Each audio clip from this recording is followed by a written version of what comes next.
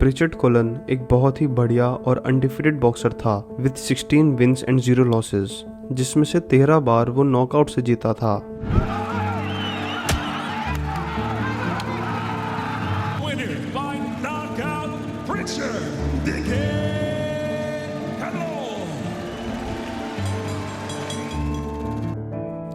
17 अक्टूबर 2015 Pritchard की life का वो दिन जिसके बाद उसकी लाइफ बदल गई, जब उसको इल्लीगल पंचेस से सिर के पीछे मारा गया और उसके बाद वो एक वेजिटेटिव स्टेट में रह गया।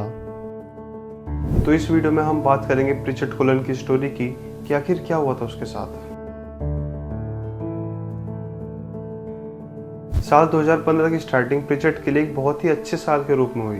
कुल 4 फाइट्स में जीतना प्रिचर्ड का टॉप प्रोस्पेक्ट था और वो न केवल जीत रहा था बल्कि बॉक्सिंग के रूप में अपनी स्किल्स में भी इम्प्रूवमेंट कर रहा था। एट दिस रेट प्रिचर्ड एक चैंपियन बनने जा रहा था और अपने पोटेंशियल के साथ शायद बॉक्सिंग का नेक्स्ट सुपरस्टार भी बन सकता था। आगे बढ़ने से पहले चलो थोड़ा उसकी अर्ली लाइफ के बारे में जानते हैं। प्रिचर्ड एक अमेरिकन बॉक्सर है जिसका जन्म 19 सितंबर 1992 को मेटलैंड, फ्लोरिडा, यूएस में हुआ था। प्रिचर्ड के मम्मी पापा नीव्स कोलन और रिचर्ड कोलन हैं। 10 साल की एज में प्रिचर्ड की फैमिली पुर्तो रिको चली गई, जहां प्रिचर्ड ने आइसलैंड्स कंपटीशन में पार्टिसिपेट किया। उसने अपनी एमेच्योर बॉक्सिंग की भी शुरुआत की। लोगों ने प्रिचर्ड को एक निकनेम भी दिया, digit, because of his physique and 6 feet height. उन्होंने 5 नेशनल चैंपियनशिप्स और 2010 पैन अमेरिकन यूथ चैंपियनशिप जैसी कई जीत हासिल की। प्रिचर्ड ने अपना प्रोफेशनल डेब्यूट 23 फरवरी 2013 को जेवियर ला सल्ले के साथ किया था और प्रिचर्ड ने अपने ओपोनेंट को पहले ही राउंड में हराकर पूरे क्राउड को इम्प्रेस कर दिया था। प्रिचर्ड यहीं नहीं रुके, उन्होंने 2013 और 2014 में 7 फाइटें लड़ी। उनकी सबसे नोटेबल फाइट 9 सितंबर 2015 को थी, जिसमें वो रिको कोलिशम के अगेंस्ट लड़े थे। अब बात करते हैं इसकी लास्ट फाइट की, जो 17 अक्टूबर 2015 को टेरल विलियम्स के साथ हुई थी। उस टाइम वो दोनों अनडिफिटेड फाइटर्स थे और इसलिए वो एक बहुत ही कॉम्पिटिटिव मैच होने वाला था, और वो था भी। पहले राउंड के एंड में प्रिचर्ड को सिर के पीछे एक पंच मारा गया और जिसके बाद वो काफी अपसेट भी दिख रहे थे। दूसरे राउंड में जाने पर प्रिचर्ड के सिर के पिछले हिस्से पर उसको कई इलीगल पंचेस लगते रहे। तीसरे राउंड में प्रिचर्ड के सिर के पीछे एक क्लियर इलीगल पंच मारकर उसे नीचे गिरा दिया गया।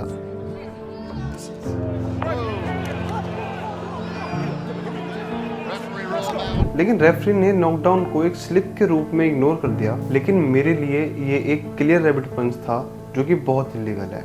इलीगल पंचेस के बावजूद भी प्रिचर्ड कोलन ने उस राउंड को बहुत ही मजबूती से खत्म किया।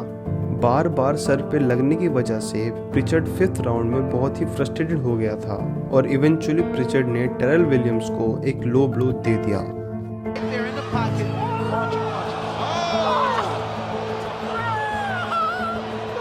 टेरल ने प्रिचर्ड को वर्बली भी अटैक करना शुरू कर दिया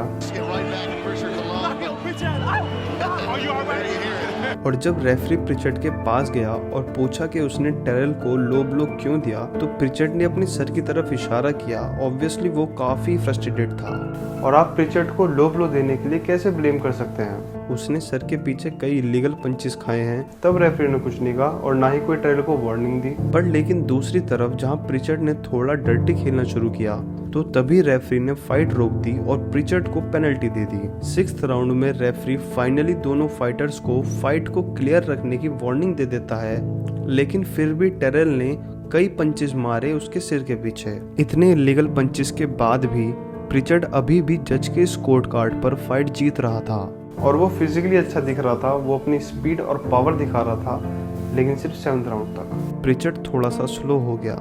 ये क्लियर था कि सभी रैबिट पंचेस का असर होना शुरू हो गया था, लेकिन इस सब के बाद भी टेरल एक बहुत ही तगड़ा रैबिट पंच मारने से नहीं रुकता और उस पंच के बाद प्रिचर्ड नीचे बैठ गया। ऑडियंस प्रिचर्ड को देखकर बूइंग करने लगी कि शायद ये एक्टिंग कर रहा है, लेकिन क्लियरली प्रिचर्ड बहुत पेन में था।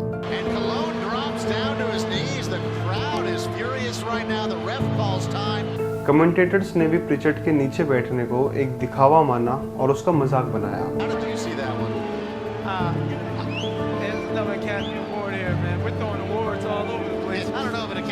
maybe an Emmy for this one. This one's not quite as convincing.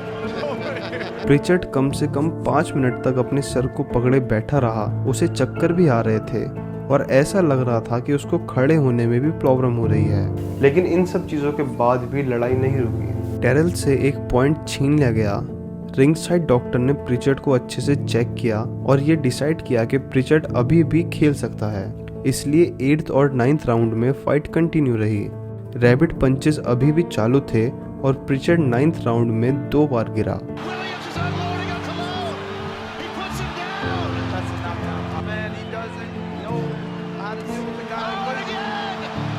किसी तरह प्रिचर्ड सरवाइव कर लेता है और वो आगे लड़ना चाहता था। वो एक सच्चा वॉरियर था।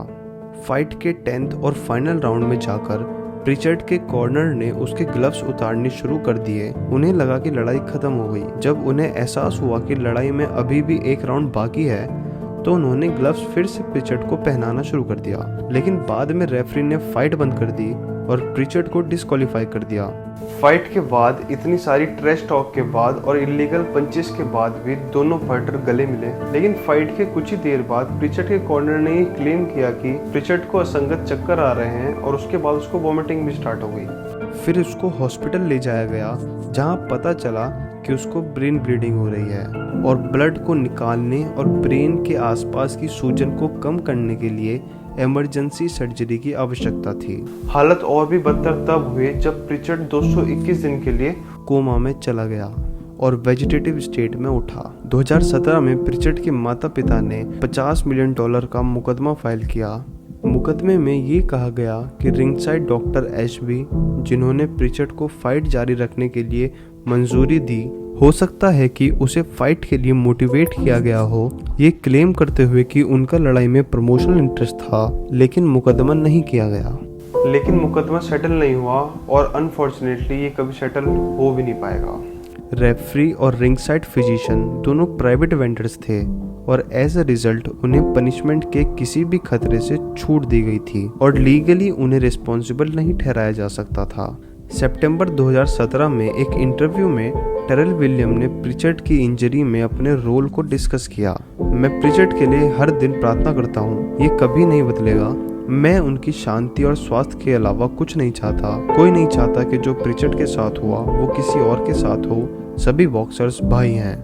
अभी तक ये क्लियर नहीं हुआ है कि प्रिचर्ड की कितनी रिकवरी हो सकती है, लेकिन उसने प्रोग्रेस की है और उसकी फैमिली सोशल मीडिया के थ्रू सभी को अपडेट रखती है।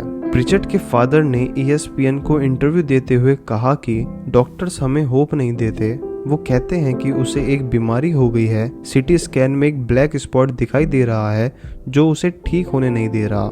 लेकिन प्रिचर्ड की फैमिली ने कभी भी प्रिचर्ड पर गिव अप नहीं किया। ये विश्वास करना थोड़ा मुश्किल है कि प्रिचर्ड की कंडीशन के लिए किसी को भी जिम्मेदार ठहराया नहीं जा सकता, ना उस कंपनी को जिसने फाइट करवाई और फाइट से प्रॉफिट कमाया, ना ही टेरल विलियम्स को जिसने अपना करियर जारी रखा, ना डॉक्टर को, ना रेफरी को। किसी को भी लीगली जिम्मेदार नहीं ठहराया जा सकता।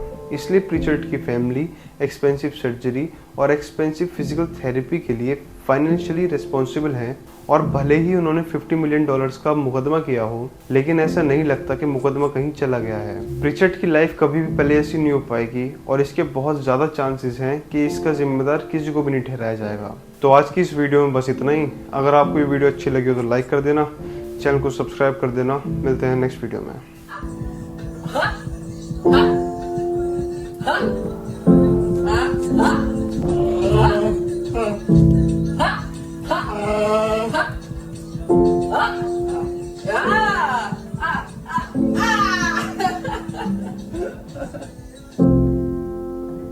Ah!